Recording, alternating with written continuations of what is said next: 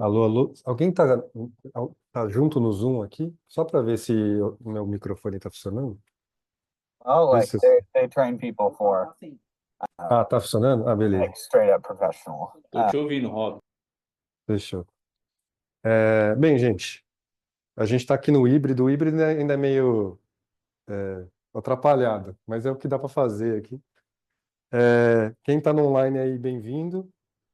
A gente vai apresentar aqui 2 minutinhos rapidamente da RC55 para quem não conhece. A gente vai aprovando aqui, Wagner acabou de entrar. E a gente está com o híbrido aqui. Pessoal, depois a gente mostra aqui a câmera. Vira aí aqui, ó, no monitor do Warner tem uma galerinha aí, em São Paulo.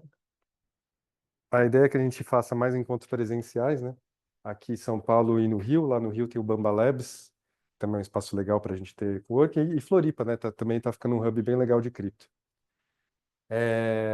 Então, para quem não conhece, a ideia da RC55 começou com essa necessidade, né, de ter um grupo de desenvolvedores, o encontro mais técnico, porque tem muito evento aqui em cripto no Brasil que ou é para trader ou é para business, né? Acho que o Blockchain Rio do ano passado não teve uma track técnica, não teve uma talk para dev e tal.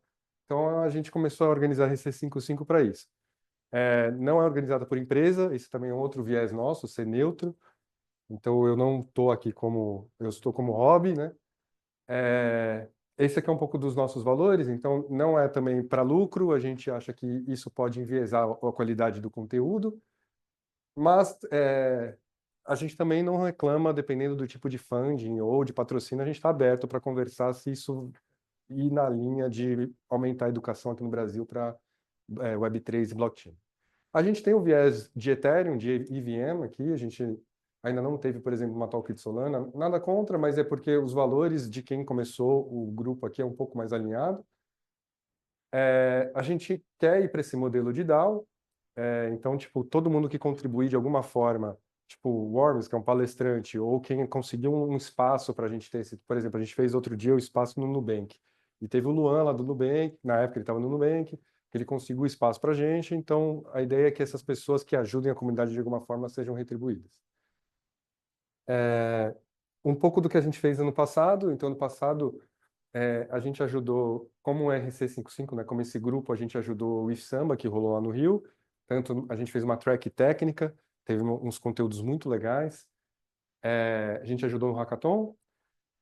A gente, junto com a IFKipo, a gente fez lançou aqui no Brasil, né, o primeiro EDP, né, um curso de Solidity estruturado.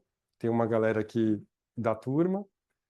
É um curso gratuito, com a qualidade alta, com professores e com conteúdo que tem uma base estruturada, né, e não um curso solto. A gente recebeu um grant da Ethereum Foundation, como a RC55 também, ano passado, tanto para tocar esses meetups de forma presencial, quanto para ajudar nessas iniciativas aí que vão aparecendo, hackathons ou cursos. A gente fez 7 meetups online, estão todos gravados lá no YouTube, de assuntos técnicos. Ano passado teve muita coisa legal. Teve MV, Account Abstraction, e sempre com essa pegada de ter alguém que está no mercado que vive Web3, mostrando casos de uso real, né? Então teve uns temas muito legais no passado. Eu também recomendo muito o último do ano, que foi a galera que foi na DevCon, a gente se encontrou quem foi na DevCon, e cada um foi falando de uma track. Então tem uma galera mais focada em governança, falou o que está acontecendo nas últimas coisas em governança, em zero knowledge, em segurança. O último meetup do ano passado, recomendo aí a gravação. E a gente teve presenciais. Para esse ano, a gente quer aumentar a frequência dos presenciais, tipo nesse modelo aqui.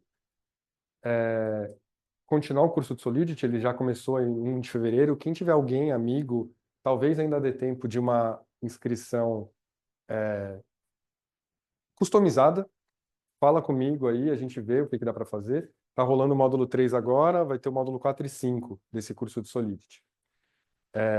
Aulas presenciais nesse coworking mesmo, só que é na Pedroso de Moraes, mais para frente ali.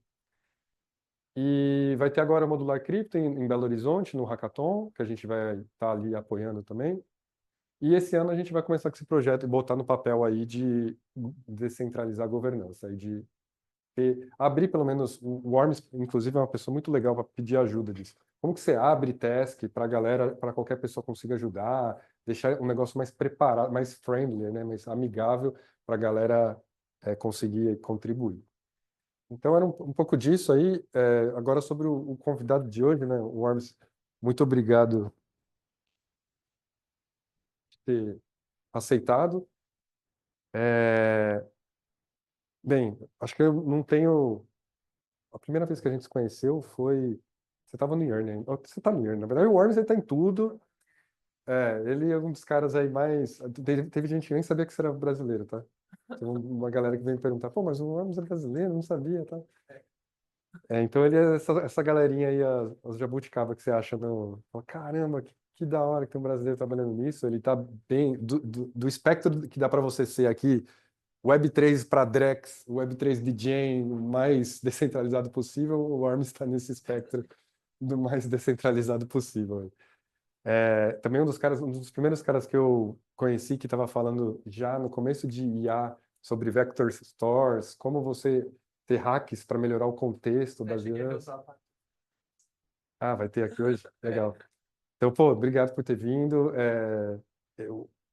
Você está no perfil. A gente geralmente tem dois tipos de perfis que a gente traz para a palestra, né? O altruísta, que você vai pela comunidade sem ganho nenhum, que eu acredito que seja o seu caso, e tem o mutualista, né? Que às vezes é tipo, sei lá, por exemplo, veio o Everton da AWS. O Everton, puta, um cara fantástico, muito bom ele ter vindo trazer o conhecimento dele, mas ele tem um viés de, tipo, trazer a AWS, que também é legal. Só não pode o comensalista, né? O cara vem só falar do protocolo dele, encher lá, aí a gente não gosta. Mas enfim, valeu, Worms, e aí deixo com você o resto da palestra.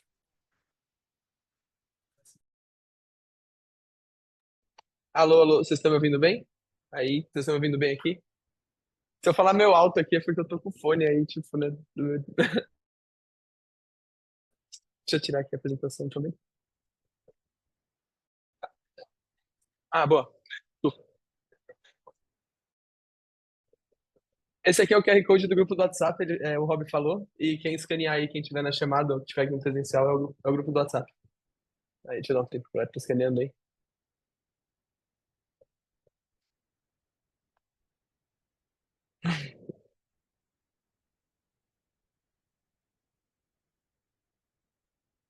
Foi? Foi, todo mundo escaneou aqui. Depois que eu volto nele aqui, depois no final. Bom, é, então, o tema de hoje é intersecção de AI com cripto e acho que coisas interessantes que dá para falar com isso. E quando eu estava falando com o Rob, eu perguntei para ele o que que ele achava que seria interessante falar sobre, o que que vocês achariam interessante, porque eu não conheço a comunidade muito de vocês. Ele falou que vocês são pessoas mais técnicas e que já geralmente trabalham com desenvolvimento ou que já tem algum conhecimento de como funciona a base da Web3, tipo, sei lá, tokens, né? E carteiras e tal. E aí o que eu tentei trazer, então, em vez assim, não queria trazer uma coisa muito teórica, assim, tipo, AI pode criar carteiras em cripto e tal, porque acho que todo mundo sabe disso, já tem um monte de pessoa falando disso.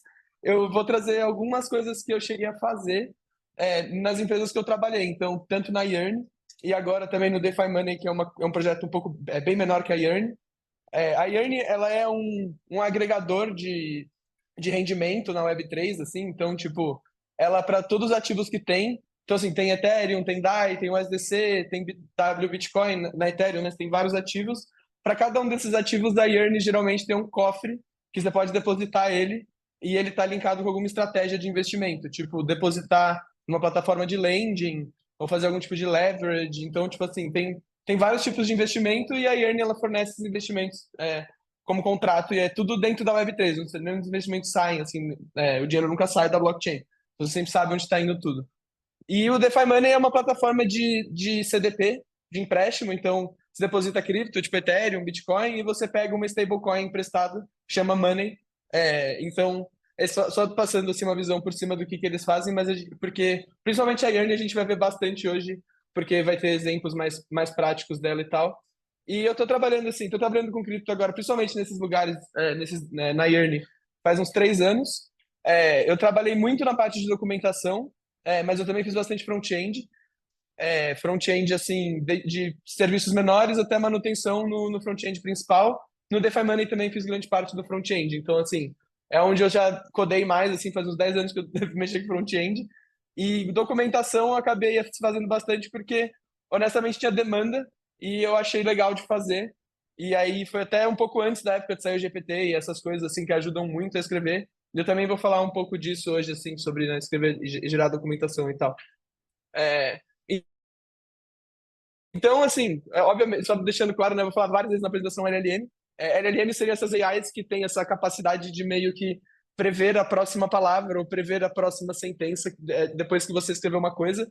E a partir dessa tecnologia a gente tem tipo o GPT, o Claude, o DeepSeek agora. Então, assim, todos eles fazem meio que essa coisa de ir gerando o próximo, né, token assim, tipo assim, ele aqui é só que tem um artigo que explica certinho como é que funciona o GPT e tal.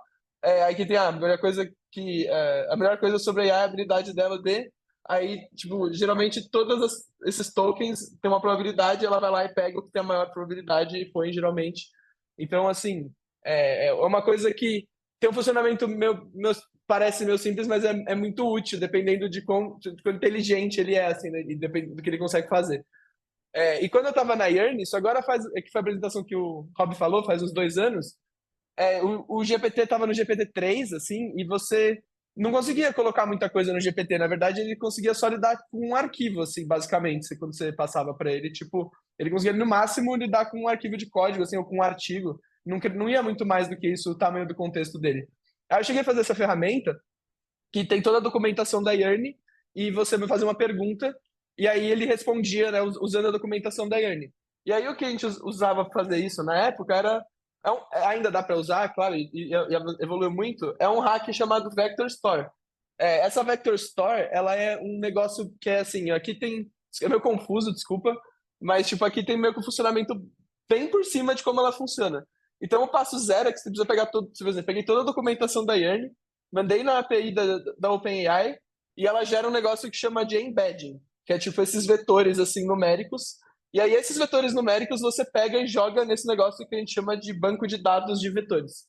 E aí, quando um usuário vai e faz uma pergunta, tipo, como é que funciona a Yearn, ou como é que funciona não sei o quê, o app, primeiro, ele pega, transforma a pergunta do usuário em embedding também, depois ele faz uma busca no Vector Store com esse embedding para saber aonde na documentação tá a resposta para essa pergunta. Só que esse processo ele é bem difícil de fazer ele ficar bom.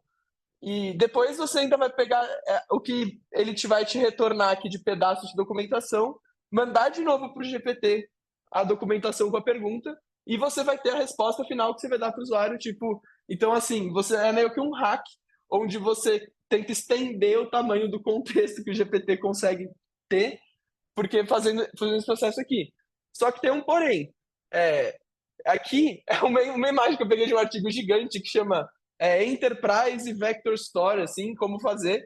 E aí ele mostra o processo ali que eu falei, que era aquele processo de você achar qual que são os chunks relevantes. Ó, chega uma query, aí você transforma ela numa nova query, e aí você pega os chunks, ranqueia. É um putz processo complexo, e aí cada desses negocinhos vermelhos é uma área que você tem que corrigir muita coisa, geralmente, assim. Então, tipo, o processo de otimizar isso é muito grande, assim. Então, tipo, geralmente ele só vale a pena se você tiver uma documentação bem estática, assim, e você for, de fato, ter algum ganho, sei lá, financeiro para você justificar você resolver todos esses problemas que você de desenvolvedor e é caro de resolver os problemas. Então, assim, essas vector stories, elas dão até, às vezes, uma ajuda, só que elas têm algumas limitações. Tipo, primeiro, se você quer integrar com fontes de dados, tipo, você tem um banco de dados, ou você tem um subgrafo e tal, não é trivial de você integrar com isso. Você fazer o index ali, que é aquela vector store aqui inicial, tipo, você pega toda a documentação e faz isso. Só que aí, se alguém gerar uma alteração na documentação, você precisa fazer de novo, pegar as alterações da documentação, ou pegar ela inteira de novo e fazer tudo. Então, assim, manter isso é uma manutenção constante que é custosa. E ele, infelizmente, não resolve o problema do tamanho. Tipo, então, assim, você ainda está com o problema que, no final das contas, o GPT só vai conseguir, ou o LLM só vai conseguir lidar com tantos caracteres. Só que, assim, por sorte, hoje, cresceu muito, assim, o contexto. Então, assim, consegue mandar a base de código inteira, geralmente, de aplicativos pequenos, assim, até médios, inteiros, tipo, em uma request, assim. Então, tipo, eu acho que, felizmente, melhorou um pouco. Só que, assim, se você tem uma documentação gigantesca e tal, você ainda tem que recorrer a Vector Store e tal. E aí, uma outra aplicação de LLM interessante, que eu acho que o pessoal fala muito, é escrever e auditar smart contract. Eu acho que, assim, infelizmente, as LLMs ainda não estão no ponto que elas conseguem fazer smart contracts, assim, sérios, a não ser que elas estejam forcando uma codebase existente, tipo, que já é, assim, resiliente. Mas, assim, eu pus alguns pontos aqui que eu acho que é interessante falar sobre. Primeiro, assim, ela definitivamente consegue ajudar a debugar o código. Tipo, se tiver uma coisa completamente imbecil no seu código, o GPT vai ser capaz de pegar. Tipo assim, sei lá, você fez um contrato e, tipo, tá às vezes mandando dinheiro pro endereço zero. Ele vai literalmente pegar a linha, vai sacar e vai falar pra você, tá mandando dinheiro pro endereço zero. Então, assim, algumas coisas mais óbvias ele é capaz de te falar, mas outras, a maioria, as coisas realmente, por exemplo, se pegar as vulnerabilidades dos hacks que aconteceram nos últimos tempos, definitivamente não é o GPT que, tipo, assim, acha a maioria deles. E aí, um outro ponto que você fazer audit, então, se você pegar o contrato e colar ou no GPT, ou no Claude, ou no DeepSeek e falar, audita esse contrato, ele sempre, quer dizer, na minha experiência, dá uns falsos positivos. Ele fala assim, se você fizer isso, o contrato vai ser hackeado. Aí você vai lá e faz isso e não acontece nada. Tipo, e não é verdade o que ele falou, é simplesmente um falso positivo. Isso acontece pra caramba. E aí, isso leva um segundo para uma coisa, que quem abre programa de bug bounty para contrato, no momento está sendo spamado por reporte de gente que vai e só pega o GPT ou o Cloud, cola o contrato, pede para ele gerar um reporte e manda. E aí isso é interessante, porque daí a pessoa de segurança tem que evoluir a forma que eles lidam, porque antes eles conseguiam validar um a um manualmente, e agora tem tanto reporte, tem tanto entrada que precisa dar um jeito de resolver. E aí, uma coisa que talvez assim funcione, você usar AI, mas não sei se necessariamente você precisa usar AI para isso, é que você precisa construir uma infra que valida logo esses falsos positivos. Então, tipo, você gera com AI o audit, mas aí você precisa ter uma outra infra que você valida se esse audit está fazendo sentido ou não, porque senão não vale a pena você gastar a hora de uma pessoa que sabe fazer audit, que é a hora mais cara que tem em cripto, basicamente. Então, tipo, né, você não vai pôr para ela ficar vendo lixo feito por AI.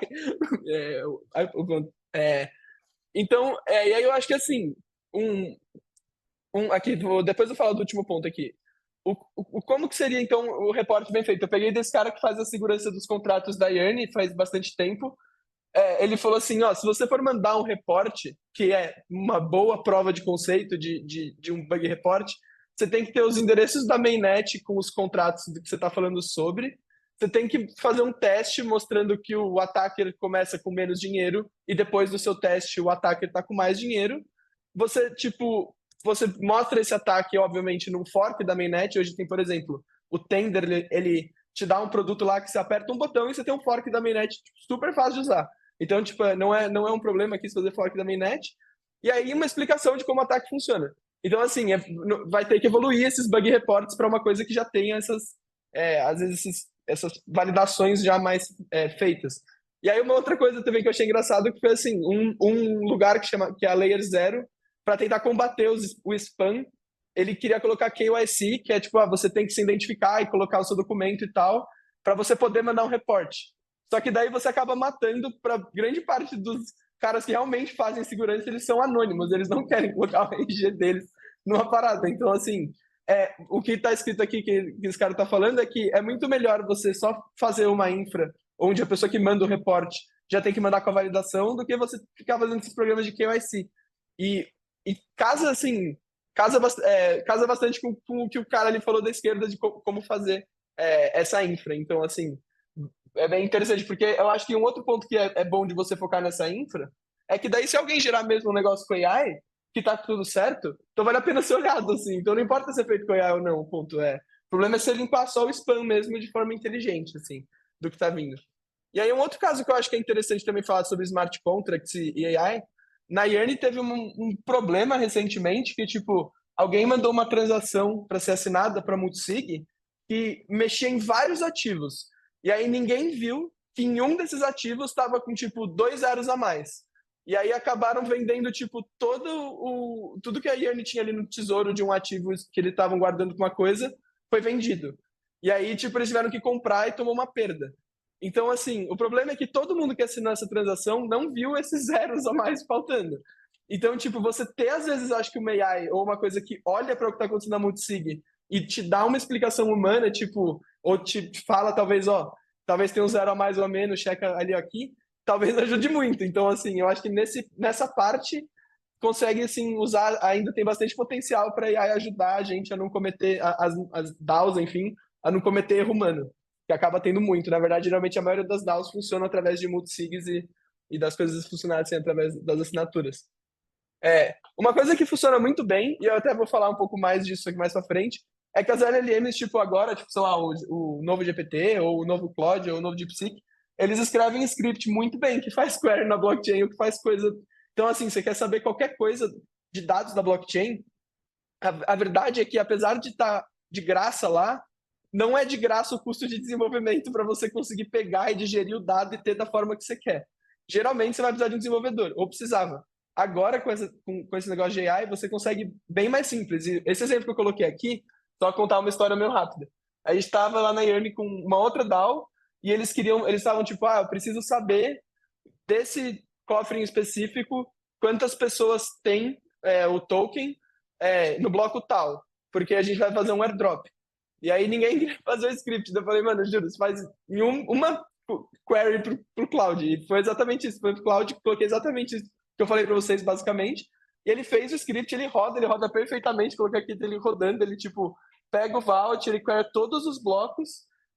Eu, na verdade, vou ter sair aqui e eu, tipo, esse script aqui. E eu acho que, assim, honestamente, o código tá bem feito, assim. Ele, tipo, tem todas as coisinhas sempre bem comentadinho, tipo, o que ele tá fazendo. Aqui é umas linhas de debug meio que fazem log no código. Ele fez literalmente tudo isso em uma request. E o que esse código faz é basicamente pegar todos os eventos de transfer que tem desse token em, tipo, todos os blocos. E aí ele filtra, tipo, e aí ele voltando ali na UI dele, ele fala que, tipo, eu achei 19 transfer events, eu achei 9 endereços únicos que são donos do Vault Token. Ele pegou o preço do Vault Token para converter para balança, então, tipo assim, ele faz absolutamente tudo que precisava fazer na task. Eu até deixei open source, se depois quiserem ver. Mas, assim, então é muito útil, vale a pena usar, assim, se você tem que fazer um query meio rápido de algum dado na blockchain, vale a pena você tentar um desses modelos de ponta aí e ver se ele não consegue fazer para você de primeira, assim. Então, alguém quer fazer alguma dúvida ou falar sobre essas coisas que eu passei? Alguém tem algum, sei lá, algum ponto que gostaria de perguntar, só para entender? Porque daí eu vou dar uma mudada de tema agora. No chat, deixa eu ver, peraí. Calma. Nossa, acho que o chat tem bastante coisa. É uma pergunta ou mais de uma? Beleza. Como faz para mostrar as vulnerabilidades do suporte? Sendo que normalmente eles são 2.0. O repositório público teria risco de vazar. Assim, quando você vai reportar um bug, um day zero ou um problema de um contrato, para quem você está reportando eles têm que ter um programa, porque no programa faz parte do programa você ter como reportar sem você ter medo disso cair nas mãos erradas, porque é justamente isso que o programa de bounty estrutura. Ele estrutura para quem vai chegar e que garantir que não vai chegar, em teoria, para as pessoas erradas. Então, assim, se, por exemplo, ele tem lá no Immunify um programa, você vai reportar pelo Immunify. Agora, se o protocolo não tem, aí é realmente uma situação muito mais tensa. Tipo, você vai ter que, sei lá, tentar entrar em contato com quem criou o protocolo e esperar que seja uma pessoa de boa fé, sei lá. E, tipo assim, você não tem muita alternativa, tanto que muitas pessoas acabam roubando primeiro para pedir a bounty depois, quando não tem como fazer reporte. O que eu acho, assim, eu acho errado, a lei diz que é errado, mas enfim, você faz o que você quiser. Mas, assim, é realmente o problema, isso que ele perguntou, né? Como é que faz para mostrar a vulnerabilidade dos lugares? Os lugares, é dever deles ter um canal que você vai conseguir falar, senão fudeu, de verdade, assim, senão tá numa posição meio ruim, assim, já, de como você vai ter que proceder. Não tem muita solução, não tem uma solução fixa, assim. Alguém quer fazer outra pergunta ou responder as perguntas aí, Pedro, que você fez? Se quiser fazer, continuar.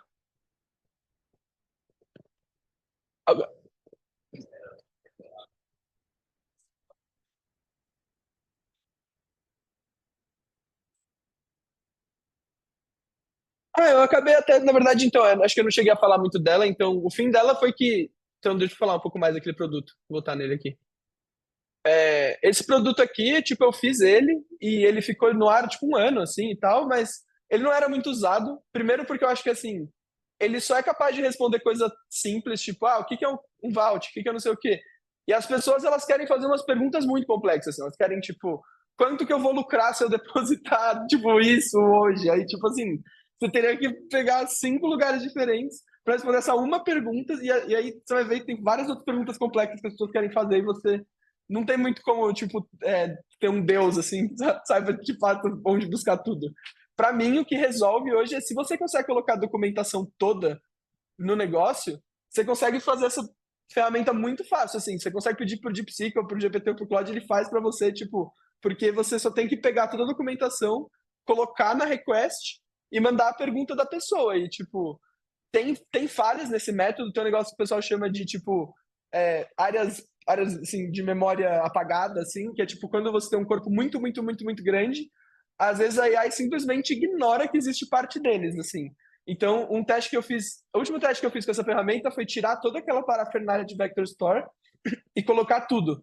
Só que talvez eu tenha que fazer de novo com os modelos novos, mas quando eu fiz com o GPT-4 e tal, o que aconteceu foi assim, dentro lá da documentação eu pus uma tabela bem clara, tipo, esse endereço é isso, esse endereço é isso.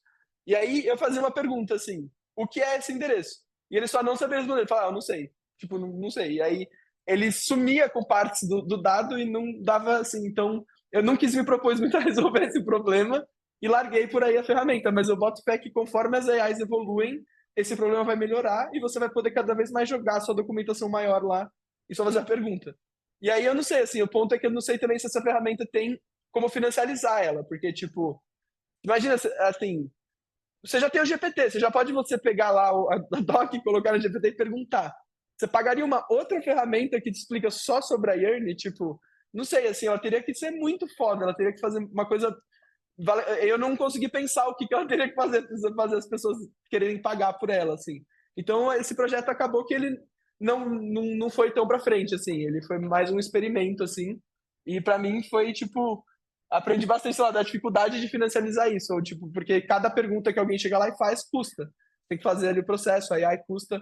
Mas, assim, se você é uma empresa, por exemplo, eu acho que o caso de uso disso perfeito, que eu já vi, não desse, mas de outras empresas, é você pegar a sua wiki interna da empresa e ter um agente desse que daí, assim, as pessoas que vão perguntar são os seus funcionários, então eles geralmente estão com uma pergunta, então vale a pena você gastar aqueles tokens para você tentar responder aquela pergunta.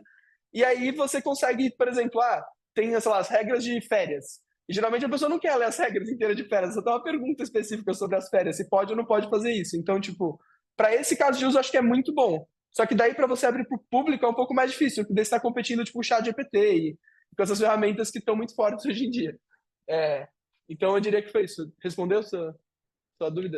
Esse foi o fim dessa ferramenta aqui. Diz aí, Rob.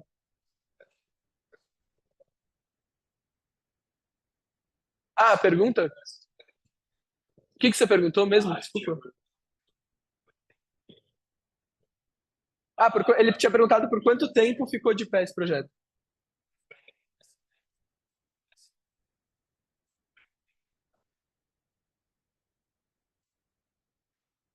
Se você quiser forcar ele, hoje ele deve ser bem barato de rodar. Ó, tá aqui o código, você pode forcar e você pode rodar ele. Tá aqui o código. É, e tipo, eu acho que ele vai ser bem barato de rodar, porque você pode tirar o Vector Store e você pode só usar um API recente, assim, um modelo recente, e vai ser show, assim, mas. Só que assim, se daí começar 1 milhão de pessoas a usar e você não tá ganhando dinheiro com isso, ele vai dar prejuízo, com certeza.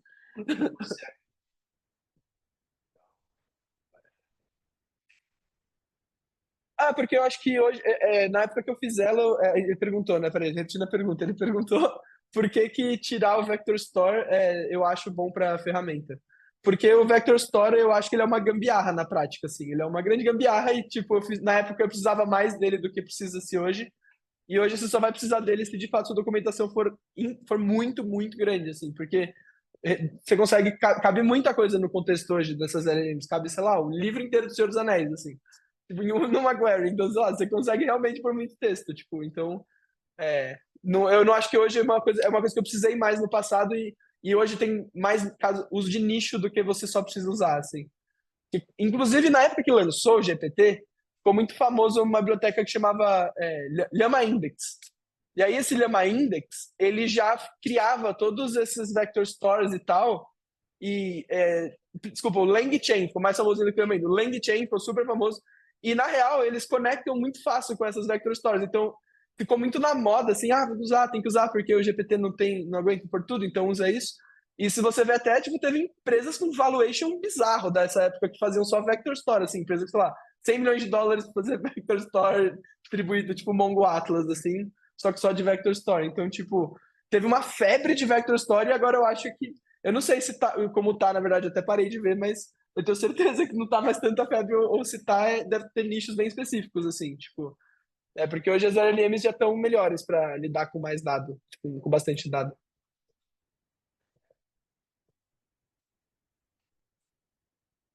Tipo, falaram aqui que dá para usar o Elasticsearch, por exemplo, que a Red Hat usa.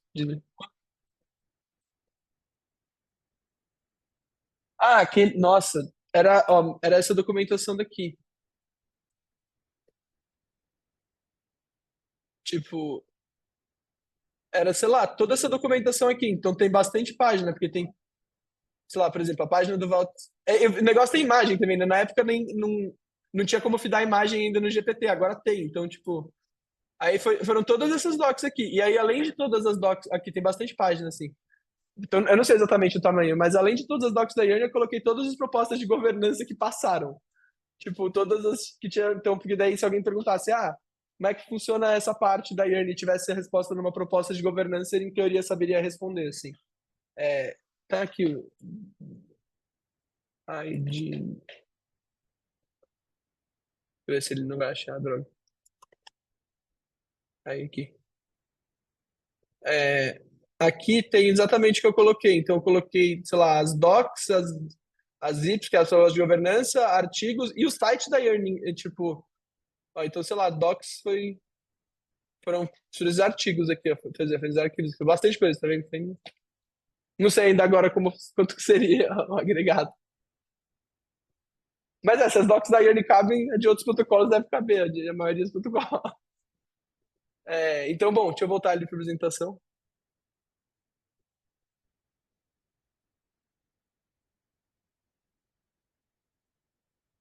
Então, bom, a outra parte que queria fazer mais o workshop, assim, não sei se vai ser hands-on, porque eu vi que acho que não tem tanta gente com computador aqui, mas eu ia passar mais por um projeto hands-on que eu fiz aqui só para mostrar. Como é que, para mim, por exemplo, eu faço a automação das coisas do zero, assim. Então, tipo, apesar de quando eu trabalho com front-end eu não faço tudo do zero, eu vou mostrar alguns projetos aqui que eu fiz. Então, para criar uma documentação, e na Yearn esse processo eu já fiz 400 milhões de vezes, tipo, você cria um texto, aí você valida a gramática e valida se esse texto, tipo, faz sentido. Aí você vê com a pessoa, por exemplo, se eu fiz um texto sobre como funciona depositar e sacar na Yearn, e eu estou falando de como é que funciona a conversão do número que converte o depósito e o saque depois. Tipo, eu vou falar com alguém que entende de contrato na Yearn e que entende de cofre, eu vou perguntar, isso aqui que eu estou falando sobre isso nesse texto, tá certo? Aí eu espero que essa pessoa me dê sim, ou que ela vai me ajudando a corrigir até ficar tudo certo. Então, essa é a parte que mais demora, que é meio que validar o argumento técnico, e depois você valida, você vai lá e faz deploy das novas docs no ar. Então, documentação tem, principalmente nessas duas partes aqui, é muito fácil de você usar o GPT e não sei o que para te ajudar. Principalmente se você está fazendo documentação de um contrato. Você literalmente pega o código do contrato, cola e pede documentação. Não tem dificuldade nenhuma em você fazer ter uma primeira versão assim, de documentação. Aí depois você tem essa primeira versão que você cria o texto, enfim, você vai ter que validar ele de qualquer forma a gramática. E isso é uma coisa boa, que geralmente o texto gerado pelo AI não vai ter erro gramatical nenhum. Você vai ter que ver a coesão, e com coesão é que talvez devia ter usado outra palavra, mas assim, por exemplo, se o texto não é aquele texto robótico, assim, que é cansado de ler e é chato e não tá agregando nada, né? O texto tem que agregar alguma coisa. E aí depois você parte para validar a parte mais técnica. Então, eu vou falar um pouco então de front-end, porque é meio parecido. O processo de criar front-end. Você cria o código, aí você linta o código, você passa em algum lugar que valida que esse código vai rodar e que tá tudo certo. Aí você valida que aquele código que você criou atende uma especificação de produto, então, tipo, tenho que mudar botão tal, e agora tal feature tem que funcionar desse jeito aqui. Então, você precisa validar que depois que você mudou esse código, se você apertar o botão novo, vai funcionar as coisas do jeito novo esperado. E além disso, tem que também, geralmente, validar que você não quebrou nada que já existia antes também. Então, você faz toda essa validação, que é geralmente o passo mais demorado, e aí depois você faz deploy. E aí, assim, para quem está usando essas ferramentas de AI, tipo Cursor, sabe que assim, o passo 1 hoje tem AI adoidado para ajudar, assim, então você pega o contrato, ou você pega a API do contrato, pega qualquer coisa, e você cria código, e aí você vomita ali de cada arquivo gigante com AI, e aí ele só roda, você pode só abrir ele, então assim, você consegue meio que fazer isso. Assim, não é esse o fluxo sempre, mas estou falando assim, esse aqui seria o fluxo, tipo, absolutamente zero, usando o seu cérebro humano e largando tudo para AI fazer, assim. Tipo, que geralmente, por exemplo, no trabalho que eu tô agora, que é o DeFi Money, a gente já tem uma puta codebase enorme de front, React, Next, cheio de otimização, cheio de coisa. Não foi a AI que criou. Só que a gente fez uma estrutura e ela faz literalmente automatiza o 1 e o 2 e deixa a gente já no 3, basicamente, que é assim, a gente faz o prompt, então tipo, a gente pergunta, fala assim, isso aqui tem que adicionar essa pool tal, na Optimism, e esses são os parâmetros da pool, e aqui está o endereço dela. E aí é legal que a Vercel, isso aqui já está pronto da Vercel, já cria um link com um preview da mudança. Isso aqui, então, tipo, a gente criou uma issue, dessa issue a AI criou um PR, e desse PR, o preview, você já veja a feature, tipo, funcionando ou não. Então, o que eu acho que é legal é que você pula todo o processo de olhar para o código e você já parte direto para olhar a funcionalidade. Então, a gente já abriu a issue, a AI fez o negócio, aí eu abri o preview, tipo, legal, era adicionar esse quadrado aqui. Ela conseguiu adicionar. Eu cliquei, aí eu faço um depósito, faz um QA, valida que está funcionando. E aí depois, tipo, putz, tem uma alteração para fazer. Precisa mudar ela de lugar e colocar ali. Aí a AI vai lá, troca o código, você clica no preview link de novo, testa de novo. Então, show, tá funcionando. Diz aí, Rob, isso é uma pergunta. Então, a gente fez esse plugin.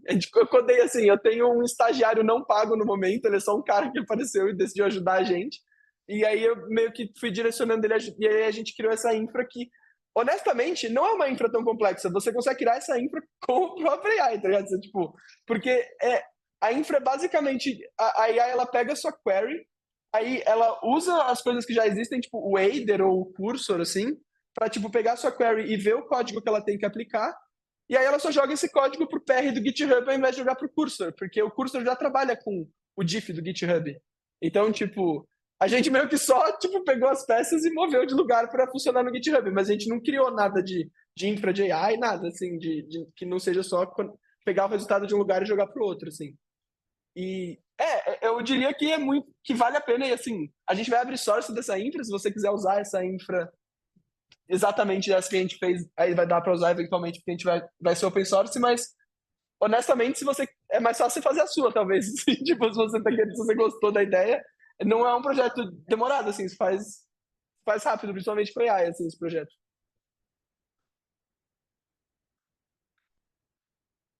Isso.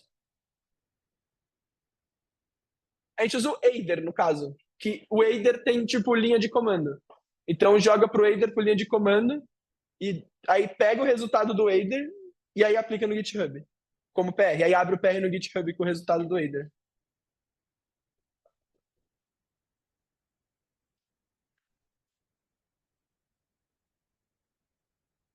Cara, eu preciso dar uma olhada no código exatamente agora, porque eu não lembro, mas, tipo, eu acho que a gente simplesmente pega o git diff, literal, sai do Aider como um git diff. Então você dá mais um apply do que necessariamente você tem que Ou, agora eu preciso dar uma olhada, porque você precisa dar o apply disso. Então, tipo, o que eu tinha, na época que eu tinha montado junto com ele, é que pega do Aider o output de git diff, dá um git apply na codebase atual e numa branch nova e abre um PR. Que é isso que o bot faz aqui, inclusive, ele abre uma branch nova para esse, tipo, ele cria uma branch com o nome da issue só, e nem podia dar um nome melhor, mas, tipo, e aí ele só dá o apply do diff do Aider nessa branch direto, com o git apply. Que o git apply você só pega o commit e aplica, né? Então, tipo, o diff e aplica no seu. Então é isso. Mas eu vou dar uma olhada no source depois e eu vou abrir o source também. A gente precisa abrir o source e eu vejo certinho para te responder. É isso, alguém que. Então, assim. Eu ia falar pra gente fazer o workshop, porque do que tinha entendido do hobby ia ter um workshop assim, a pessoa, tá todo mundo no computador, assim, aqui todo mundo quer hackear e tal. Mas não sei se é muito.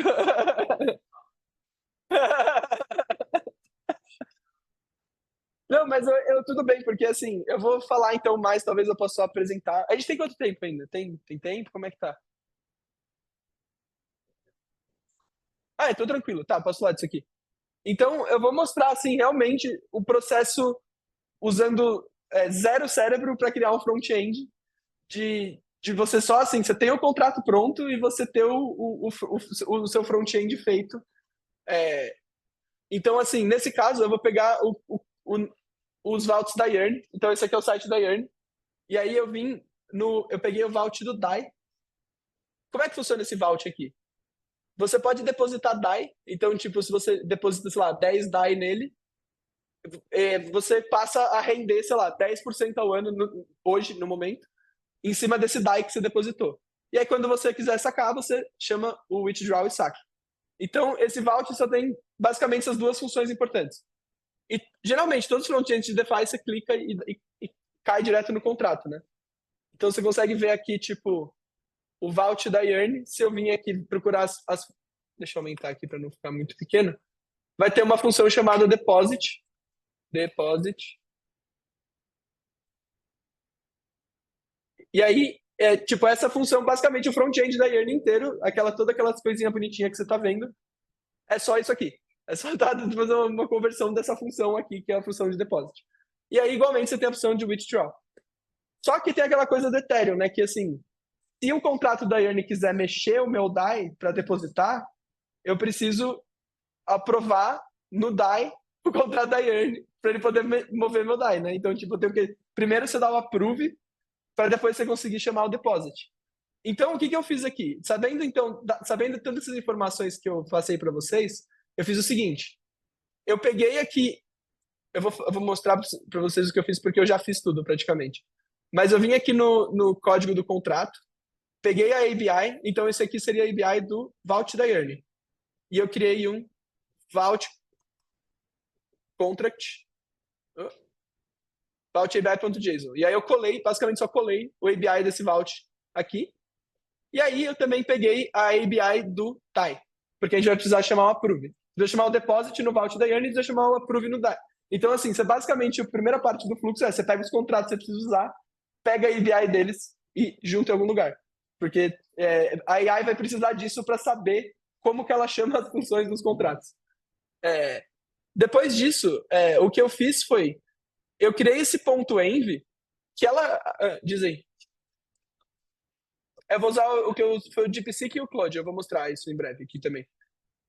Esse aqui é o cursor que eu estou usando, esse aqui é o cursor. Eu criei um ponto .env, e nesse ponto .env eu coloquei uma key de RPC, porque quando você faz um front-end, geralmente você precisa ter uma chave de RPC que ele vai usar para se comunicar com a blockchain. Coloquei o endereço do Vault e coloquei o endereço do Vault do DAI. Então eu só criei o ponto .env que eu imaginei de o que eu gostaria de talvez editar facilmente nessa aplicação se eu precisar. E aí eu fiz aqui o meu primeiro prompt. Eu fiz em inglês, mas eu vou traduzir aqui rapidão. Crie em Vanilla JS um front-end que me deixa imputar um valor, tipo 10, e ele vai me deixar aprovar 10 DAI para esse Vault, e depois vai me deixar depositar 10 DAI nesse Vault. E essa query foi para o DeepSeek. Para o DeepSeek, então, ele fez lá todo o processo dele de pensar, vou pensar, daí ele foi lá e fez a primeira versão que, na verdade, tava boa até, assim, ela até que funcionava. Só que eu precisei arrumar algumas coisas. Então, tipo, a primeira, eu vou te mostrar como que ele tá aqui. Deixa eu tirar isso aqui da frente que vai me confundir.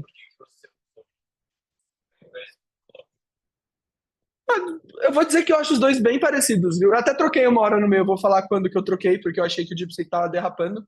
Então, eu geralmente mais só troco de um pro outro quando eles estão não conseguindo fazer a coisa, porque honestamente os dois, tipo, talvez se você precisa de mais pensamento, o DeepSeek é melhor, assim. Então, para a primeira query, é legal, porque esse todo o processo de pensamento que ele faz, se você lê, ele é realmente bom, assim. Ele tá, tipo, ele tá pensando sobre as coisas. Por exemplo, eu falei para ele que eu quero depositar 10 DAI. E esses 10 DAI significa $10. E $10 na blockchain, então, você tem que fazer a conversão para 18 decimais. Aí, tipo, você lê aqui, você vê que aqui decimais são importantes. DAI usa os 18 decimais.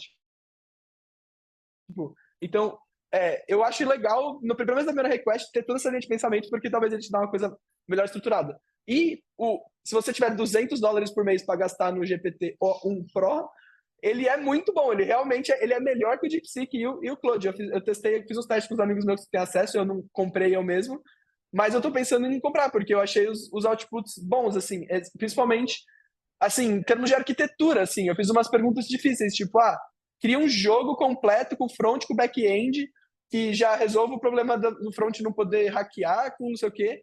E, tipo, o DeepSeek e o Claude conseguiram entregar, sei lá, 80% desse negócio. O Pro entregou, tipo, 95%. Ele entregou já muito mais perto do que eu queria. Então, eu diria que ele até vale, assim, mas é caro, né? $200 por mês é um valor meio salgado, mas dependendo do que você tá fazendo, vai se pagar, eu diria. Então, assim, então, beleza. Aqui teve essa primeira request que eu fiz. Ele me mandou a primeira versão, mandou todas as considerações que ele fez. Só que tinha um erro lá no HTML que ele me deu. Ele pediu para eu colocar toda a ABI aqui no HTML. Ele falou, cola a ABI aqui. Falei, beleza, eu vou com essa sua forma de fazer. Colei a ABI, só que ele tinha colocado esses campos lá embaixo do HTML. E aí tinha dado um erro. Colei esse erro nele. Ele conseguiu resolver. Então, tipo, depois de 2 tentativas, na verdade, ele conseguiu resolver eu sozinho, então eu não precisei fazer nada, a não ser pegar o erro do console, colar nele e falar, deu esse erro aqui, tá ligado? Resolve aí. E aí, depois, uma coisa que ele não tinha feito também foi colocar o botão de Connect Wallet. Aí eu falei, bom, você precisa pôr o botão de Connect Wallet, senão nada vai funcionar. Aí ele, verdade, precisa pôr o botão de Connect Wallet. Colocou. Aí ele tinha dado um erro também, que daí eu conectei a wallet aqui, então eu vim aqui Connect Wallet, e o approve estava ele estava exatamente assim, não sei se é porque eu tô sem Wi-Fi agora, você precisa atualizar o projeto, mas eu conectei, e o approve eu digitava que eu quero depositar 10 DAI, mas o approve ficava desabilitado. Aí eu falei, eu conectei a carteira e o approve está desabilitado, não funcionou, resolve aí. Aí ele, né, think, pensou aqui, tipo, muito, e mandou, tipo, eu nem lembro, é engraçado, que ele tá lá hablando, falando tudo, putz, falou pra caramba. Aí eu falei, beleza, não resolveu isso tudo que você fez. Ainda tá zoado. E foi aqui que eu troquei pro Cloud. Porque, tipo, quando eu pedi pra ele arrumar uma approve, ele pensou todo esse balão, e aí ele não resolveu, eu falei, putz, tá, vou trocar pro Cloud. Eu só troquei pro Cloud, aí o Cloud resolveu na hora. Então agora a UI tá funcionando. Tipo, então assim, só com a API dos contratos, basicamente, nessa UI eu consigo dar o approve, ele chama o approve do DAI certinho, e tipo, eu consigo assinar aqui outras na rede Ethereum, ó, gastando R$1 milhão pra fazer a apresentação aqui. Não, tá baixo o gas, eu vi antes de vir. Isso aqui é a mainnet. Tipo, foi direto para a mainnet. Né, pô, eu gosto do. Vou usar. Aí, depositar. Então, se eu chamar o depositar, ele deposita 10 DAI certinho aqui, tipo, $10 na DAI, que é o mais importante. Agora sim, interessante é que, tipo, eu nem li o código. Tipo, eu sou front-end, eu poderia ler o código, poderia fazer o bagulho, assim. Mas o negócio funciona e, tipo, faz exatamente o que eu quero assim, eu cancelei, então ele pôs o erro aqui que eu rejeitei na transação.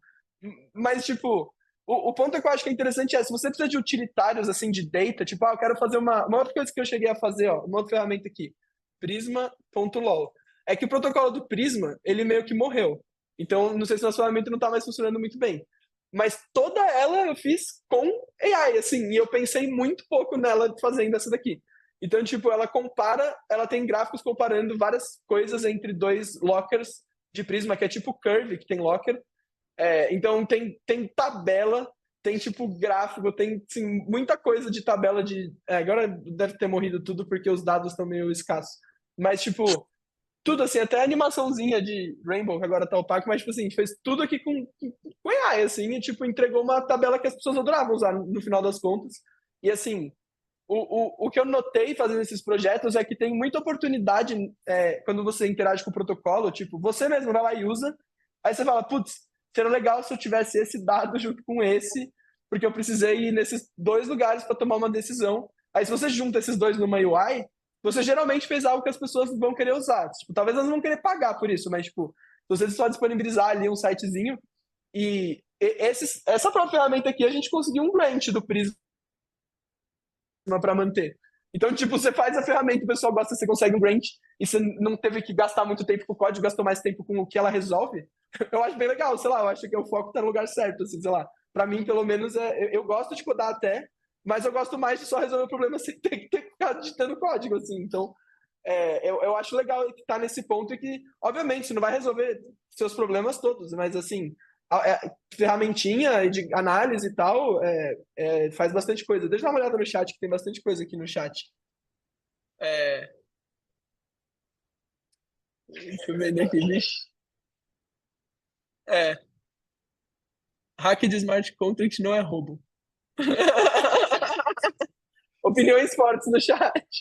Deixa eu ver aqui. Guia de quantas páginas, tá? Se o Rob introduziu as perguntas. Alguém falou, me sinto mais seguro codando agora. Não sei se foi bom ou ruim. Então, aí assim, o que eu acho interessante é que, tipo, não sei, acho que não vale a pena, não preciso mostrar mais muito pra vocês, assim, sei lá, se eu quisesse continuar iterando. Cadê a UI? Aqui, acho. Se eu quisesse continuar a iterar, eu poderia, sei lá, adiciona um botão de withdraw, tipo, Dallas. E, tipo, sei lá, inclusive, o cara que. Tem pessoas muito mais sérias que eu, então vou trazer um nome mais sério que eu. Mas tem aquele cara que é o Andrei Carpati, eu não sei nem pronunciar o nome dele, desculpa, mas ele trabalhava de head de AI da Tesla, e ele acabou saindo da Tesla, e ele faz uns vídeos educacionais bem legais sobre como funciona o GPT do zero. Você abre lá, ele tem uns vídeos de 3 horas no YouTube, você vai ter da melhor cabeça como que funciona o negócio do zero. E ele fez um tweet essa semana que eu achei muito bom, que ele fala sobre vibe coding. Ele fez um tweet falando assim, hoje você está num ponto que você abre um cursor e tem um plugin que eu não uso, mas eu vou ver de esse plugin que chama Super Whisper, e esse plugin você só fala, então, com o cursor, e ele coda. E aí ele falou, existe uma nova modalidade de programação que chama Vibe Coding, onde você só fala o que você quer pro seu PC, e ele coda, e você usa o que ele fez, e você fala de novo. E assim, de novo, isso não vai resolver todos os problemas, principalmente se for um problema muito complexo, muito sério. Mas, pô, você tá resolvendo, sei lá, um request RPC que gera um gráfico e digere um array, assim, pô, umas coisas meio que a AI consegue fazer hoje super bem, assim. Então, vale a pena você ir lá e tentar o vibe coding, porque, tipo, ele te gasta muito pouca energia, assim, juro. Você vai lá e só fala as coisas e se o retorno for de valor, assim, é muito bom. Você gastou pouco tempo e teve um retorno de valor alto. Então, e se o retorno for de valor baixo, você pode ver como, você perdeu tempo, mas geralmente eu vejo como você está aprendendo o que ele consegue ou não fazer. E no futuro você vai ajustando e entendendo o que você consegue fazer ou não com sua ferramenta. Mas para front-end, eu diria, e para documentação de contrato, definitivamente vale a pena. Para fazer o contrato em si, aí já eu não diria que vale tanto a pena. Assim, só se for uma coisa que é zoeira, assim, que não é, tipo, você fazer uma coisa para um hackathon, assim, não é super sério, não é para você colocar milhões e milhões de dólares ali. Você sempre vai precisar de áudios sérios quando você for fazer isso. Não vai dar para você só fazer AI, infelizmente. No momento, né? Deixa eu ver aqui. Aí, correr na esteira do Vibe Code. Aí, correr na esteira fazendo Vibe Code ao invés de ouvir coisa. Nova modalidade. Pô, mas. Então, enfim, eu queria mostrar isso pra vocês e mostrar como é simples hoje. Assim, eu já cheguei. Enfim, o Prisma Law pra mim foi a prova que dá pra você usar o Vibe Coding E ainda, obviamente, não, ele não fez, eu não fiz aqui só falando com AI, teve vários momentos que eu tive que, beleza, agora eu tenho que manualmente arrumar isso aqui. Mas eu diria que, assim, pô, tranquilamente 80%, 70% ele ajudou ali, assim, e, tipo, me salvou muito tempo no processo total de fazer o projeto. É, e aí é isso. Então, alguém quer falar alguma coisa? Tem uma dúvida ali, ó. Acho que tem uma dúvida aqui.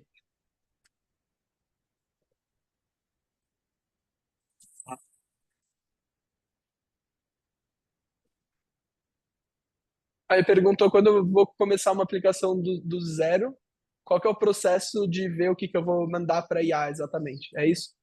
Então, é esse processo que requer você usar ela bastante para você ter um entendimento de o que o modelo entende e o que ele não entende. Vou dar um exemplo bem básico. O GPT-3, ou acho até o 4, não sabe usar a API do GPT-3. Ele não sabia. Tipo, ele literalmente não tinha o conhecimento, porque ele tinha uma documentação velha dentro dele. Então, toda vez que eu ia fazer um app que tinha que se comunicar com o GPT, uma das coisas que eu colocava no minha request é assim que você fala com a API do GPT. E pá, colocava ali o request certo. Então, assim, você entender quais são essas coisas que ele não entende é o que faz você escrever prompts melhores, eu diria. Então, tipo, hoje eu acho que, sei lá, todos esses modelos genéricos, eles entendem muito sobre, sei lá, JavaScript, sobre Python. Tipo, você não precisa discutir com eles sobre como iterar um array, sobre como fazer filtrar dado. Tipo, isso eles entendem bem. Eles tendem a não entender mais sobre o seu produto, sobre uma lib numa versão nova, porque ele sabe a versão velha. Então, tipo, é mais essas coisas, às vezes você tem que dar uma empurradinha, assim, tipo. Mas eu acho que tem gente. Tem um cara que eu acho muito legal, chama Victor Tailin. Ele usa esse negócio de codar com AI, assim, meio larga tudo para AI, para fazer coisas muito mais complexas que eu estou fazendo. Que eu estou fazendo aqui os front-end, os script RPC, tudo bem de boa. E de boa não ser o melhor código do mundo também. Ele trabalha com fazer linguagens formais e tal, e fazer o código ser matematicamente provado pelas coisas, tudo da programação do jeito que era para ser certo, mas ninguém faz, assim, do jeito matemático. E ele usa muito, Claudio, e o processo que ele está usando hoje para codar as coisas que ele diz que é muito eficiente você pega a code base e você faz um vector story, um RAG ali, só que esse RAG, na verdade, é um monte de DeepSeek que está rodando, e esses DeepSeeks, eles vão pegar a sua pergunta, vão pegar a code base, e aí vão pegar quais são as partes da code base que são relevantes, e daí você manda para o cloud codar, afinal, porque o cloud coda melhor, segundo as pesquisas que ele está fazendo. Então, tipo, vale a pena seguir umas pessoas tipo essa, assim, que estão no Twitter lá meio que resolvendo uns problemas tensos e usando isso, porque daí prova que funciona, assim, não é só para crude. Tipo, dá para você usar para umas coisas mais... E tá surgindo casos, tipo, de desenvolvedor low level também, tipo, que mexe com C++, C, usando, assim, falando, pô, usei o cloud aqui para, tipo, tentar fazer isso e foi incrível. O bagulho otimizou muito a nossa lib, sei lá, low level, que poucas pessoas entenderiam. Então, assim, eu acho que é uma ferramenta que você tem um ganho muito alto de só testar, assim. Você não precisa gastar muito tempo testando, mas às vezes você vai só testar e vai descobrir que funciona bem, sabe? Aí, tipo, vale a pena. Alguém aí, ó, o Tailin aí, exatamente. Tailin falava bastante de Ethereum, gostava de Ethereum também no passado, não sei como tá hoje. Hoje tá fácil de odiar o Ethereum. Mas seguimos forte, gosto de Ethereum.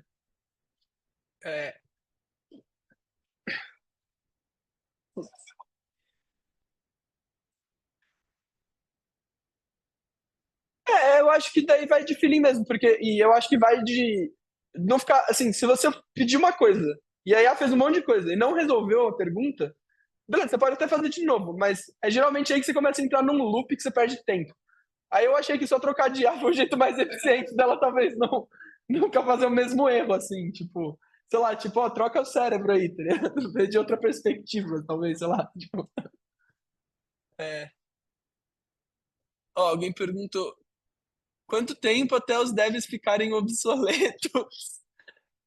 Olha, eu não acho que os devs vão ficar obsoletos, porque assim, para você direcionar, por exemplo, eu passei todo aquele tempo, eu mostrei aqui, ó, o tempo que eu demorei para gerar esse código aqui que eu mostrei para vocês, deve ter sido, sei lá, uma meia hora, tá, 40 minutos que seja. E gerou essa UI aqui, que não é uma UI usável em produção. É só um exemplo aqui que eu tô dando para vocês que o botão funciona, mas assim, ainda eu acho que por mais que tenha AI acelerando muito o processo, você sempre vai ter a demanda de uma pessoa que entendeu o problema da vida real e aí tá tipo alinhando a AI ou as ferramentas que sejam para o problema ser resolvido lá da tecnologia. E assim, a gente está falando aqui de problemas que são meio que triviais até, eu diria, tipo, faz uma call RPC, gera um gráfico, tudo isso tem lib, tudo isso tá literalmente resolvido. Você escrever código que resolve isso é você resolver o mesmo problema novamente, assim. Enquanto tem os problemas que realmente dão muito dinheiro, os problemas que pagam bem você para resolver, eles geralmente não são os que você vai colocar só no GPT e o GPT vai te dar uma resposta e você vai fazer dinheiro com eles. Você vai ter que coordenar uma série de pessoas e fazer várias coisas. Então, assim, eu ainda acho que os desenvolvedores vão ter bastante espaço aqui.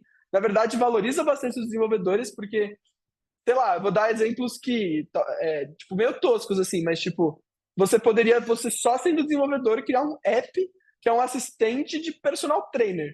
E beleza, se você vai machucar alguém porque você não tá vendo um personal trainer de verdade, é outra história, mas o fato que você é desenvolvedor agora, você pode fazer isso, você tem meio que poder e empodera você de automatizar as outras profissões também. Então, tipo, o desenvolvedor, eu não acho que ele vai ficar obsoleto, eu acho que ele ainda tem um papel, assim, de arquiteto, de certa forma. Talvez ele passe menos tempo sendo pedreiro só, tipo, e pondo os blocos no lugar. Mas eu ainda vejo que tem muito lugar que cada bloco, tipo, por exemplo, smart contract, cada linha do smart contract importa um absurdo, assim. Se você mudar ela de lugar, acabou. Pode ser hackeado o protocolo inteiro. Então, assim, você geralmente não vai querer deixar na mão de uma AI fazer o código, você vai ainda querer ter uma certeza, ter um audit humano. Então, acho que, assim, não acho que vai ser cedo que as AIs vão acabar com todos os desenvolvedores. Então, eu acho que mas eu acho que é uma profissão que não vai dar para você ser ruim, assim. Não vai dar para você só saber fazer CRUD. Porque CRUD a AI faz muito bem. Você tem que saber arquitetar, você tem que saber coisas de nível mais alto, assim, tipo de arquitetura, de várias coisas. Você vai ter que se especializar numa coisa, sabe? Eu sinto que esse que é o caminho, pelo menos eu sinto que o que me salva hoje como desenvolvedor, por exemplo, é o fato que eu entendo, sei lá, eu entendo de front-end e eu entendo de como interagir com os contratos. Então, se você somar quem entende desses dois, é um número pequeno de pessoas. Então, é meio que isso, assim. Então, assim, você tem que achar o seu nicho e entender e se especializar nele, eu diria. É assim que você não vira obsoleto. Porque se você for só, faz CRUD, vai ter muita gente que faz CRUD, assim. Vai ter cada vez mais gente que faz CRUD e o CRUD mais barato, assim. Então, tipo, vai ter que mover aí. E eu acho que cripto é um lugar muito interessante, né? Porque cripto, o asset de cripto, a AI não consegue gerar, que nem conteúdo do Facebook ou que nem conteúdo do Instagram. Então, a escassez de cripto, ela vai, talvez, assim, ser uma coisa que vai valer mais ainda do que hoje, assim. Então, tipo, você saber de cripto, saber de contrato e tal, eu acho que é um conhecimento muito valioso, que não vai do nada, agora não vale mais nada, assim, você saber de contrato. E com certeza vai valer se sabe fazer audit. Eu não vejo essas profissões morrendo cedo, não, assim. Então, essa é a minha opinião, claro, né? Tô só falando um monte de merda. Dizer.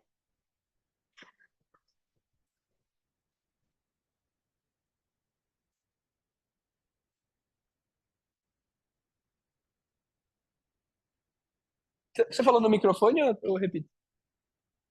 Ele perguntou, o Rob perguntou se eu entendo, se eu sei alguma coisa dos agentes de AI atual de cripto ou da hype do mercado, tipo virtuals e tal. E eu confesso que não, assim, eu sou, putz, perdi toda a onda, agora já caiu tudo do preço, então eu não sei, assim, acabei não vendo, assim, muito essa onda, mas eu fiquei assim, a coisa que mais dessa onda que eu não curti foi que, tipo, tinha todos esses agentes no Twitter, assim, esse aqui é um agente automatizado, e aí ele posta escrito automated, mas, pô, é só você fazer um request da API do Twitter que ele mostra como automated. Então, assim, é muito fácil eu só fingir que eu sou um agente automatizado e não tem como você provar o contrário. Então, assim, não foi criado ainda, parece, ou pelo menos eu não achei uma tech que me mostra, assim, esse agente, ele é realmente automatizado e não tem, assim, tá aqui como todo o código todo dele, e é de fato isso que tá rodando e que tá postando no Twitter. Então, tipo, eu sinto um pouco de falta dessa infraestrutura,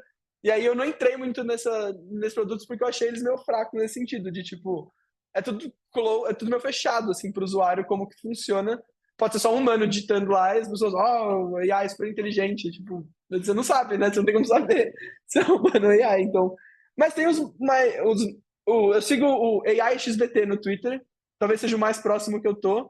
E eu acho que ele faz uns posts interessantes, mas ele também já postou muita merda. Tipo, ele tinha postado lá, o Virtuals é uma merda. Aí o Virtuals subiu, sei lá, 100 vezes o tom.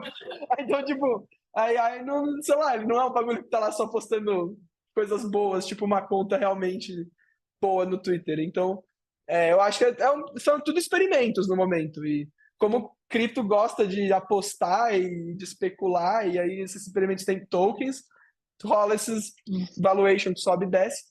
Mas eu tenho certeza que tem projeto interessante, assim, se for mergulhar. Com certeza, porque tem muita coisa que dá para fazer intersecção. Acho que até nessa parte de como é que você prova que o código está rodando no agente é aquele lá. Eu acho que cripto tem soluções para isso. Assim, a gente tem os contratos, né? Você sabe quanto ela se interagindo tá com aquele código. Coisa que você não tem na Web 2 de forma alguma. Assim. Mesmo se o cara abrir o source, você não tem certeza que ele está rodando o source que ele abriu para você. Tipo, então, essa certeza que tem no Ethereum seria interessante trazer para AI, que, sei lá, às vezes está interagindo com uma AI open source, que não tem censura sobre nada, e você tem como provar isso, sabe? Tipo, mas Vou abrir o microfone para falar na- Ó, no último meetup, o Danilo Kim, que foi aqui. Você conheceu o Danilo Kim, Worms? Que é um menino que ganhou um grant do Vitalik com o Kakarote, que era a ZK-VM da Starknet. É um não brasileiro conheço. também. Ah, E aí ele trouxe o tema falando que TEE, lá, o Trusted Execution Environments, antes era bem. Nem se falava esse cripto, era ou on-chain ou nada, né? Mas agora, tipo, TEE é uma forma de você no off-chain provar que o código está nem realmente. sabia que existia esse conceito, então vou É, dar uma olhada, mas é uma forma de tentar trazer exatamente, essa desse tipo de solução, eu acho, assim, tá? Trusted, verificação. environment. Alguém fez uma pergunta aí no chat. Ó, não sei o que acha, mas na minha opinião, o LLM não combina com o trade automatizado. Ou no máximo vai usar tools que fazem o trabalho sujo. Mas qual a diferença entre AI chamando tools ou o cron tab tradicional? Assim, eu concordo um pouco com o Wagner, assim, eu acho que é um experimento interessante você falar, vou deixar o GPT tentar decidir trade e dar US$ 100 para ele e plugar ele a fontes de informação, mas entre isso e alguém que sabe fazer trading de verdade, eu acho que a pessoa vai ser muito melhor do que o GPT, e aí, não sei, são experimentos, né, acaba sendo, tipo, até quando, às vezes, que nem o Fábio falou, até quando, eu não sei até quando, mas com a tech que a gente tem hoje de LLM, ainda ninguém acha que conseguiu, ou se alguém conseguiu fazer, não está mostrando e está sugando os dinheiro do mercado. Mas, mas eu acho que o mercado é muito difícil, né? Ele é muito irracional, não é só você, às vezes você tá um algoritmo, assim, não sei, tipo, tem muita coisa no mercado envolvido. Diz aí.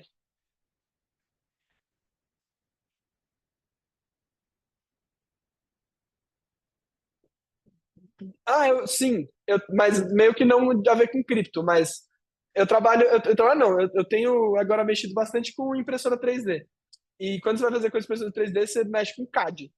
E as ferramentas de CAD são horríveis, assim, elas são muito manuais, elas são muito porcas, parece que você voltou para 1998, você abriu um PC antigo e você utilizou uma ferramenta, assim. E até assim, pô, você pega uma ferramenta de CAD nova, muito, assim, esperta, com UX recente, manual pra caramba, assim, e é fazer coisas óbvias, quero fazer um círculo, você tem que fazer umas 4, 5 coisas, e aí eu acho que eu vi umas pessoas integrando LLM com CAD. E aí você, tipo, eu quero um cubo desse jeito e com borda arredondada e não sei o quê. E ele já gerava e o CAD você só editava. Então eu acho que isso é muito bom, porque, tipo, 3D, quando você faz 3D no CAD, você consegue ter todo um histórico de como foi construído aquele modelo e editar fácil. Então, assim, você tem o bagulho gerando, assim, rapidamente uma coisa ali que você consegue dar uns ajustes e aí imprimir, é muito legal. E conforme essa tech avançar, eu acho que vai ficar insano, porque, tipo, eu, isso aqui, por exemplo, você consegue achar o modelo online e aí você pega o modelo online disso e faz uma capinha, por exemplo, para isso. Aí você conseguiria passar, às vezes, para essa LLM e falar assim, transforma num ciborgue o meu fone, eu sei lá, tá ligado? Faz um negócio aqui porque atira feijão, não sei. E ela conseguiria começar, assim. Então, eu acho essa aplicação instantânea, porque daí você consegue trazer as coisas que a AI gerou para o mundo real, assim, uma coisa, tipo, parece muito filme do futuro, assim, para mim mesmo. E já dá, hoje você faz um básico, você consegue gerar, tem um negócio que chama OpenSCAD, e é um CAD gerado por código, você vai lá e pede pro Claude, me gera um gerador de peça de Lego com OpenSCAD. Ele consegue, ele gera, você consegue imprimir sua peça de Lego que a AI fez, então, só que ele é bem rudimentar ainda, essa tech, só que eu acho que se essa tech evoluir vai ser muito legal, assim, pra gente. Sei. Só de peça de brinquedo, assim, que fiz teste, porque eu brinco de game design, né? Então, quando eu peguei a impressora 3D, eu queria. Tava pensando mais em, sei lá, eu precisar de um jogo ou alguma coisa de entretenimento, assim. Eu fiz com eles tipo uns tazos, assim, que encaixam um no outro. E funcionou, assim, entendeu? Eu imprimi e funcionou. Tipo, vibe coding, assim, tipo, tu faz pra mim o taso e não tô com a mão aqui no teclado. Mas é assim como programação, você pede qualquer coisa complexa, você vai precisar ajustar, ou ele não vai conseguir até o fim, assim, porque ainda não é uma coisa super e manja, mas, de novo, até quando? Eu não sei aí. Talvez daqui a uma década realmente tá tudo obsoleto, não sei. Mas no momento tem bastante coisa a fazer ainda, os humanos.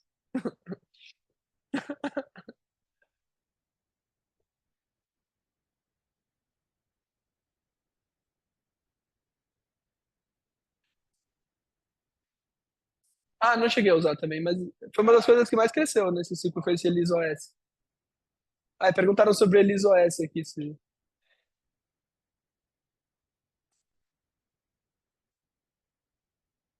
E, e esse EliseOS, ele é um framework para você criar agentes autônomos. Na pegada, por exemplo, do LangChain, você vai poder codar com aquilo. Tem vários recipes que você consegue usar ele já meio que out of the box, assim, fazer coisas mais básicas, mas se você sabe codar um pouco, você consegue fazer muita coisa. Basicamente, esse framework, ele já vai ter plugins para integrar com mais de uma meia dúzia de blockchains diferentes, robôs Eu não cheguei a usar traders. muito, não, assim, os templates, porque eu acho que, tipo, o chat GPT gera tudo que você precisa, então eu não gosto muitas vezes de ir por uma camada que De já tá criando os abstração, prompts assim. pra mim, sendo que eu poderia só eu criar o bagulho. Eu geralmente não usei muito esses wrappers, assim, tipo... Pensando na ideia do agente autônomo, o que me chamou a atenção dele é que ele já vai ter plugin para estar integrado com qualquer rede social que você quiser, mais de meia dúzia de blockchains, Isso aí deve ser mais a mão na roda, né?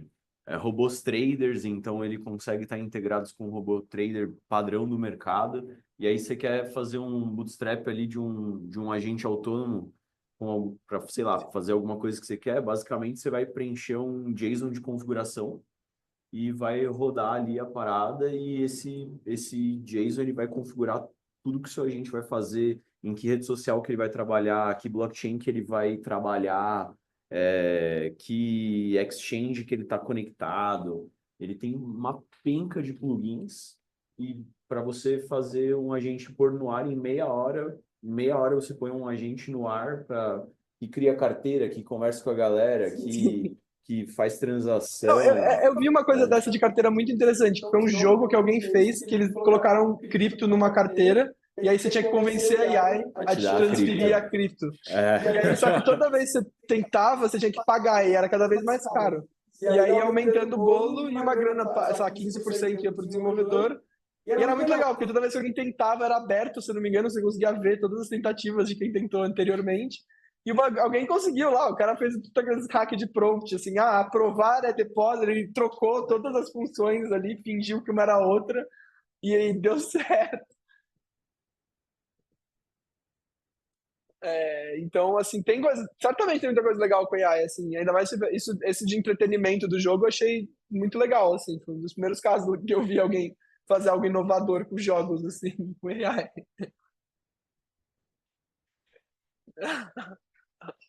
Não, e é legal porque você, na verdade, você também incentiva pessoas a exporem, publicarem como que quebra uma AI.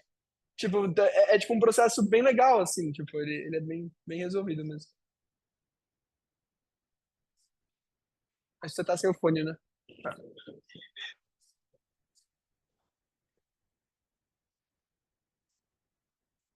É. O cara que pegou a AI fez US$ 50.000, ele falou aqui, mas foi isso mesmo, o cara que conseguiu lá do joguinho. Então é isso, gente. Eu acho. Alguém tem mais alguma pergunta? Quer falar de alguma coisa?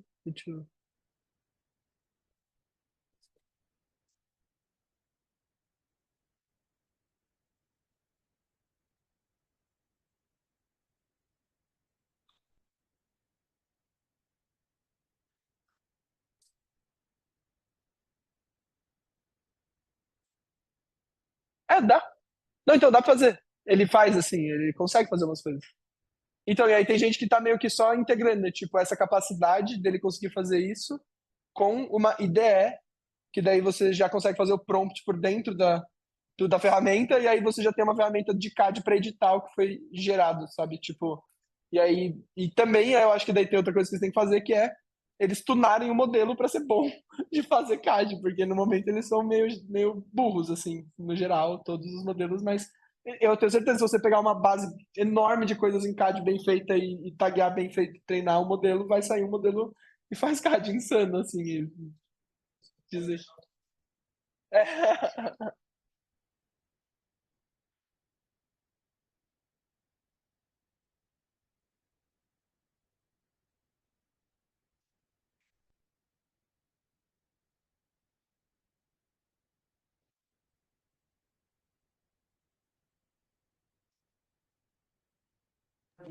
Alguma coisa mais numérica, é mais fácil?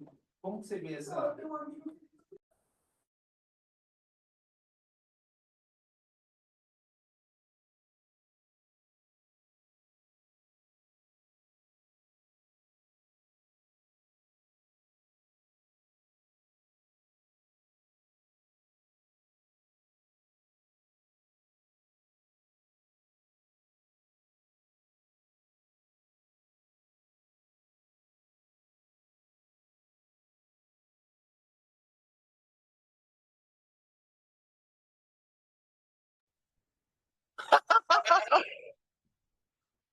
A partir do momento que você que cortou no vídeo, desculpa. Ah, tá, não, de boa, relaxa. Mas aí, tipo, então eu acho que assim, para tomar de decisão, eu vejo aquela coisa, assim, pô, você pode pôr os dados que você tem, gerar um output, ler, e você vai ter que decidir por você mesmo no final do dia, assim, você gostou ou não do output, você vai executar ele ou não. Ou você vai só criar, sei lá, uma multisig, que daí é de fato AI, e a AI vai decidir, vai assinar, e você jogou para ela a decisão. Mas eu acho que seria meio. Eu não teria confiabilidade de fazer isso, sabe? Então, eu acho que ela acaba servindo mais como um dado que você tem no meio de vários, assim, hoje em dia, quando você tem que tomar uma decisão.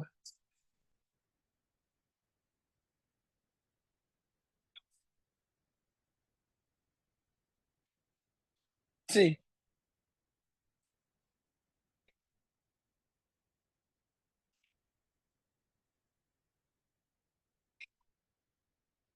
sim. Ele perguntou se tem uma transação que você vai pôr na rede e você vê que ela vai dar lucro, aí você tem uma confiabilidade maior. Mas acho que então, é meio que esse o ponto. Aí você tem que construir ferramenta que é capaz tipo, analisar isso, mas aí. E ainda tem um risco, né, mesmo assim. Porque ainda tem que passar a transação e tal. Mas eu acho que assim, o legal, o que eu acho que hoje da AI é assim, a AI não toma decisão por você, né?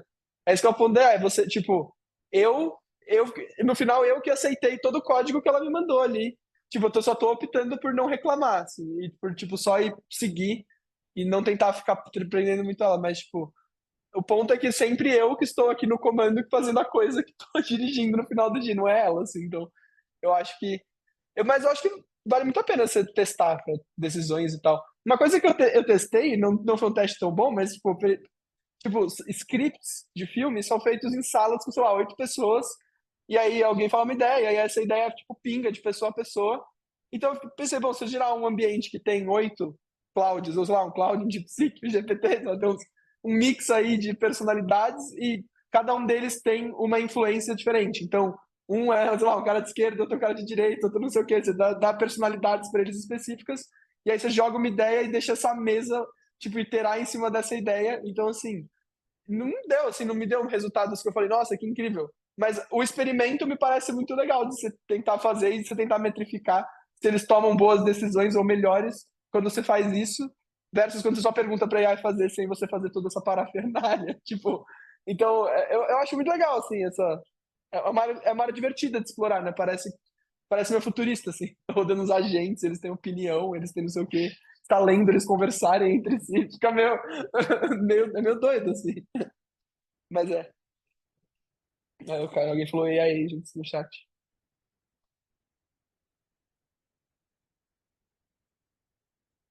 Tá, o Rob vai parar de gravar então. Obrigado aí, quem tá